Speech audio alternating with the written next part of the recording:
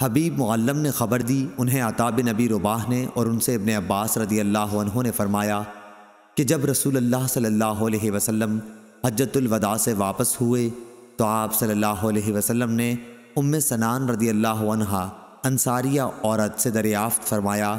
کہ تو حج کرنے نہیں گئی؟ انہوں نے عرض کی کہ فلاں کے باپ یعنی میرے خاوند کے پاس 2 اونٹ پانی پلانے کے لیے تھے،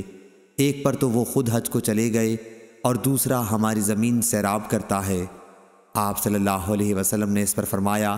کہ رمضان میں عمرہ کرنا میرے ساتھ حج کرنے کے برابر ہے۔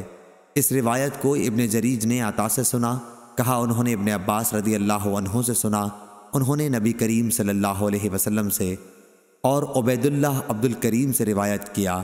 ان سے عطا نے، ان سے جابر رضی اللہ عنہ نے، اور ان سے نبی کریم صلی اللہ علیہ وسلم نے۔ صحیح بخاری حدیث نمبر 1863۔